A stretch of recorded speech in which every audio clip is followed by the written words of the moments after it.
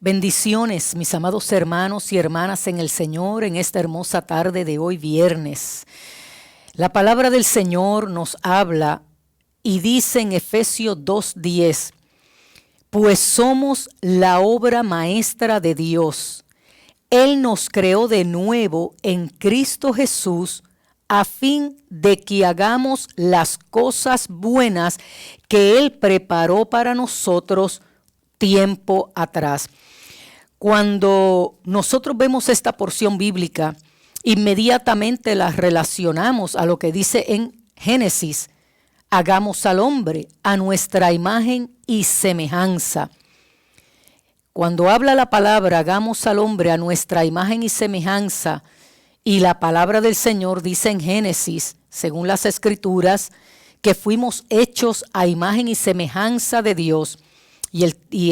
Obviamente el término que usa es Dios.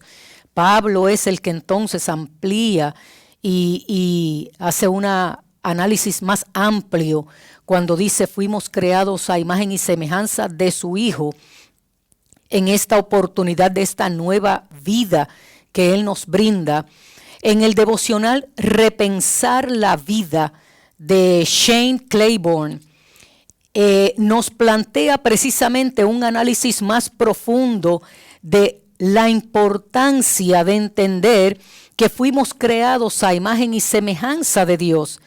Esa importancia en ese devocional que se titula Repensar la Vida.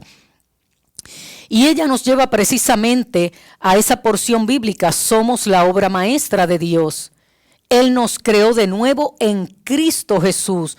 O sea, hemos sido restaurados, hemos sido transformados, y bien dice el apóstol Pablo, el Espíritu Santo desde dentro hacia afuera nos está transformando de gloria en gloria hasta la imagen misma por el Espíritu. ¿Qué imagen? La imagen y semejanza de su Hijo.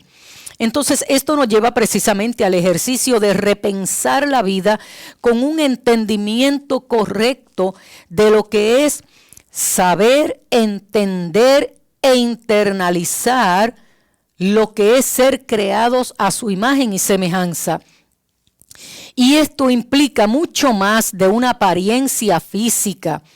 De hecho, Pablo es el que dice que Jesucristo es la imagen visible del Dios invisible. Y si nosotros somos creados en la viva imagen de alguien, digamos aquí en la tierra, cuando dice esta persona es la viva imagen de su padre o de su madre, es la viva imagen de esta persona, puede ser un líder, un pastor, un modelo a seguir, donde vamos como que adoptando ciertas características, ciertas expresiones, lenguaje, comportamiento. Por eso es importante ser consciente de cómo somos, cómo nos desempeñamos, qué hablamos, cómo lo decimos, porque hay gente alrededor que va aprendiendo y está siendo formada por otros modelos. Entonces, cuando alguien expresa que es la viva imagen de otra persona, a veces implica, tiene su carisma, ha adoptado sus gestos o el mismo andar, o se sonríe igual que esta otra persona, o habla como esta persona. Le pasó a Pedro cuando Jesús fue apresado. Tú hablas como ellos. Hay ciertas características conscientes o inconscientes que vamos adoptando de otras personas. Eso lo que la gente quiere decir es, esta persona es la viva imagen del otro. Cuando hace esa expresión se refiere a un conjunto de características. Puede también envolver, esa persona me recuerda a tal persona. Yo pienso que físicamente, en términos de rasgos, yo no era parecida a mi papá. Pero quien conoció a mi papá me ve y dice, ¿qué mucho tienes de tu papá? Y ya yo sé que se refieren a ciertas características, quizás en comportamientos, en personalidad, en un conjunto de características que le acompañaba a mi papá, no estrictamente en gestos o en características físicas. Entonces, ¿podríamos decir que los seres humanos son la viva imagen de Dios? Tendría que mirar a Jesús. Jesús como humano, un hombre común para efectos de los que le rodeaban. Mire lo que dice el profeta Isaías. Le veremos, dice, no hay parecer en él, no hay hermosura. Incluso le veremos más sin atractivo como para que le deseemos. O sea, en otras palabras, era un hombre común.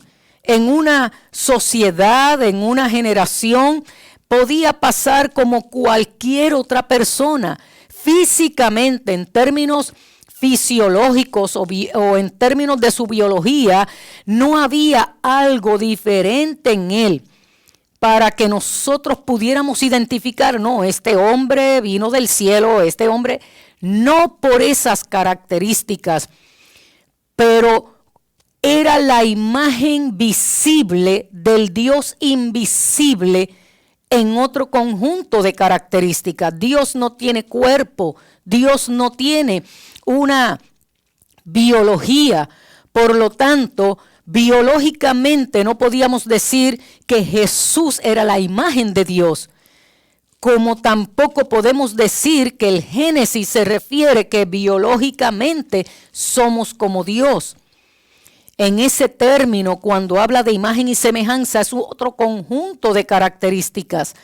En Jesús podemos ver la imagen de Dios en su amor, en la compasión que mostraba a los demás, sus palabras, sus enseñanzas, sus acciones, su andar, su comportamiento. Él nos estaba reflejando a Dios. Él nos estaba revelando al Padre Celestial. La pregunta es, ¿nosotros le estamos recordando al mundo a Dios con nuestros comportamientos, con nuestras acciones, con nuestro andar, con nuestro ejemplo de vida, así como Jesús reflejaba el carácter de Dios, el Dios Padre Celestial? ¿Somos capaces en nuestro mejor momento de actuar como Dios espera que actuemos, como sus hijos? ¿Somos capaces de amar como Dios amó, de desempeñarnos como Dios lo hizo a través de su Hijo Jesucristo? Y otra pregunta, que la respuesta está en la misma palabra: ¿olemos a Dios? Nuestra fragancia, y hablamos en términos espirituales, como bien dijo el apóstol Pablo, como en una ocasión escuché a alguien decir que los santos son simplemente aquellos que dejan la fragancia de Jesús en el mundo. Sus vidas recuerdan a otros a Jesús, porque nosotros estamos aquí. Así como Jesús, y escuche bien, así como Jesús reflejó, reveló, nos mostró al Padre Celestial, nosotros estamos llamados a revelar, a mostrar, a vivir mostrando y revelando a Jesús. Él lo hizo para con Dios el Padre. Nosotros estamos llamados a hacerlo para Jesús el Hijo, nosotros como hijos. Él dijo, así como mi Padre me envió, yo los envío a ustedes. Todo lo que yo hice, lo hice por voluntad de mi Padre. Yo vengo a revelar a mi Padre, pero ustedes están llamados a revelarme a mí, a mostrarme a mí. Esas serían las palabras que Jesús está pronunciando. Entonces nosotros estamos siendo transformados a la imagen del Hijo de Dios, Jesucristo. Nosotros estamos siendo transformados para revelar la gloria del Hijo. Nosotros estamos llamados a mostrar el amor del Hijo. Nosotros estamos llamados precisamente a revelar al Hijo, a andar como el Hijo, vivir como el Hijo, Jesucristo. Y es lo que dice el apóstol Pablo. Dice en 2 de Corintios 2, 14 al 16, anunciar la buena noticia es como ir dejando por todas partes el suave aroma de un perfume, ¿Cuál es la buena noticia? ¿Cuál es el mensaje? Que Jesucristo, Dios encarnado, vino a esta tierra, que el Verbo fue hecho carne, que vivió entre nosotros, que murió por nosotros, resucitó con poder, subió a la diestra del Padre, pero regresa nuevamente por su pueblo. El mensaje es un mensaje de amor, de perdón, de restauración, de restitución, de reconciliación, de comunión y con una gran encomienda de llevarlo por todas partes, donde quiera que estemos, no necesariamente con palabras, sino con hechos, con acciones, con ejemplos, con una vida para mostrar. Ese es nuestro llamado. Dios creó los seres humanos a su propia imagen y semejanza, de acuerdo al modelo de su Hijo, que fue diseñado desde la eternidad. Luego, con el tiempo, los seres humanos, nos comparte Claiborne, los seres humanos decidieron que les gustaría mejor poner su propia imagen. Decidieron poner su propia imagen en las cosas. Hoy lo llamamos una marca, una distinción. Piensen los millonarios que construyen grandes edificios y ahí ponen sus nombres. Entonces, mire el monte Rushmore, allá en Dakota del Sur, los rostros de 4 presidentes tallados. Los seres humanos propensos a ser recordados, a que sus obras sean recordadas, a sus eventos, sus historias, creando sus propias imágenes. Cada imagen se convierte en un recordatorio, en una afirmación de poder, posición, autoridad. Es lo que vemos en los seres humanos. Para los césares de la antigüedad, estampar su imagen en las cosas era algo mucho más allá que un complejo narcisista. Era que se trataba de marcar su territorio, expandir su territorio. Los historiadores dicen que se puede saber hasta dónde llegó el poder de un emperador en particular cuando rastreamos las ubicaciones de sus monedas, porque en las monedas ellos plasmaban sus imágenes. Como las monedas se usaban en el comercio y en la guerra, llevaban consigo la influencia de la persona cuya imagen portaban. Las monedas eran un rastro que conducía de vuelta a los que estaban en el poder. Demostraron cuán poderoso era el emperador y cuánto territorio había acumulado en sus ambiciones colonizadoras. Su imagen plasmada. Vemos en el tiempo de Jesús la imagen del César. Dadle al César lo que es del César y a Dios lo que es de Dios. Dios ya había dicho de antemano: no te hagas imagen de mí, ni en el cielo, ni en la tierra, en ningún lado. No te hagas imagen de mí. Él había determinado que el único que portaría su imagen en términos de un conjunto de características sería su propio Hijo Jesucristo.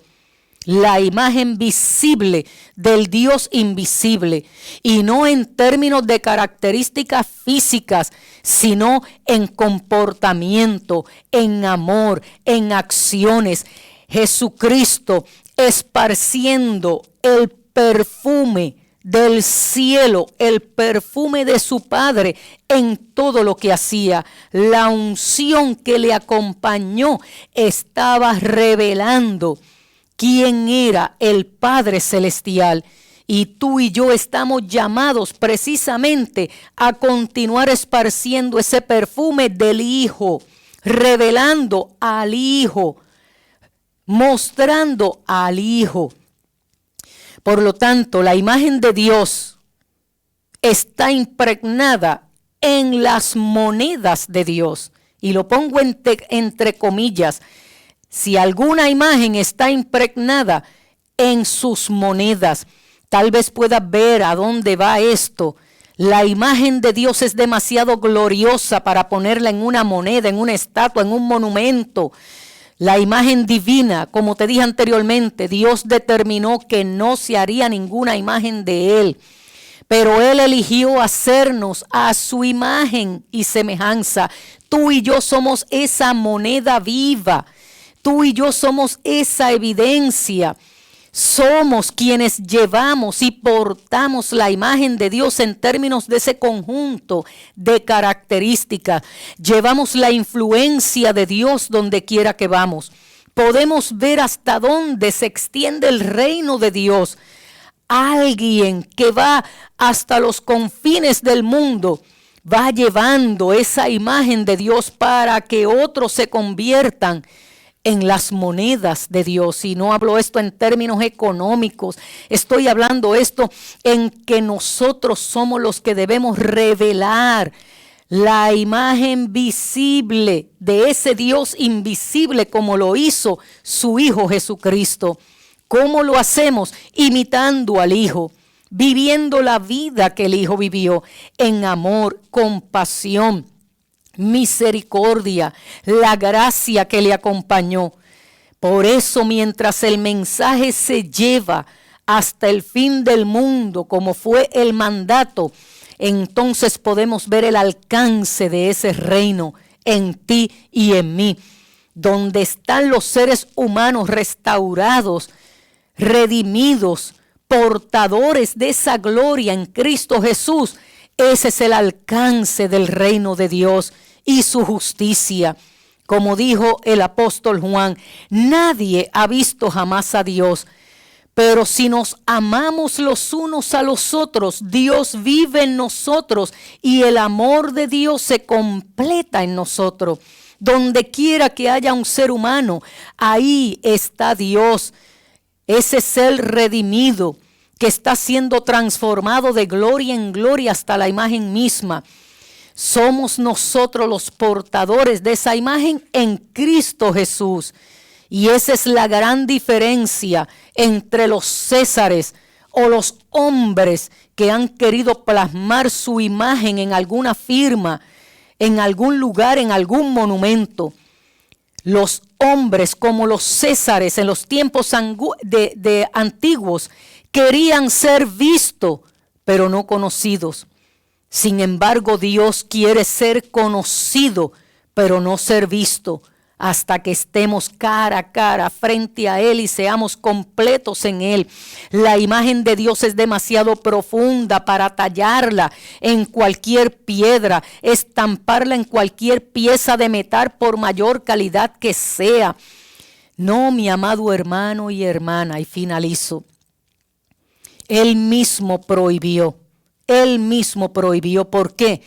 Porque esa responsabilidad, ese privilegio, esa honra está reservada estrictamente para sus hijos. Son sus hijos los que llevan y portan la imagen visible de ese Dios invisible. Lo mostró en Cristo Jesús y nosotros estamos llamados a ser transformados a la imagen de su Hijo Jesucristo para seguir siendo portadores de esa imagen en ese conjunto de características. Él le dijo a Moisés, no vas a poder ver mi rostro porque nadie puede verme y vivir. En cambio, Dios dijo, te voy a proteger. Él se reveló y lo vemos a través de las Escrituras en esa revelación de ese Dios de amor. Pero solo escojo una y es la de Agar, el Dios que me ve. Él nos ve, Él se revela, Él se manifiesta. Dijo Jesús, rogaré al Padre y dará otro consolador para que esté con vosotros para siempre. El Espíritu de verdad, el cual el mundo no puede percibir porque no lo ve y no lo conoce. Pero nosotros lo conocemos porque mora con vosotros y estará en vosotros. Y es Él el que va tallando esa imagen y semejanza en nuestro carácter, para que nuestro carácter revele la imagen del Dios invisible y seamos tallados por Él mismo, esculpidos por Él mismo, formados por Él mismo, porque tú y yo somos el santuario de Dios. Dios no habita en templo hecho de manos humanas. Dice la palabra, el Dios que hizo el mundo y todas las cosas que en él hay, siendo el Señor del cielo y de la tierra, no habita en templo hecho por manos humanas. Dicen Hechos. Y dice el apóstol Pablo, Él quiere morar en ti, Él vive en mí, Él vive en ti. Su carácter quiere ser formado en ti, en mí. Dijo Pablo, ¿no sabes que soy templo de Dios y que el Espíritu de Dios mora en vosotros? Si alguno destruye el templo de Dios, Dios lo destruirá a él. Porque el templo de Dios, el cual sois vosotros, santo es. Cada hijo de Dios, redimido con la sangre de Jesucristo, en quien mora el Espíritu Santo, debe mostrarle a otros esa imagen tallada, esculpida, formada de Él en nosotros. Así que en esta preciosa tarde yo te invito, así como Shane Claiborne nos invita, repensemos la vida. Repensemos la vida y veamos cuán importante es en este tiempo que tú y yo entendamos por qué fuimos creados a imagen y semejanza de Dios. En Cristo Jesús, en esta nueva vida, estamos llamados a reflejar su amor, su gracia, la compasión, la misericordia y traerlos, ayudarlos a reconciliarse con Dios. Que en esta generación que nos ha tocado servir podamos mostrar la imagen visible del Dios invisible. En esta tarde, Dios te bendiga y Dios te guarde.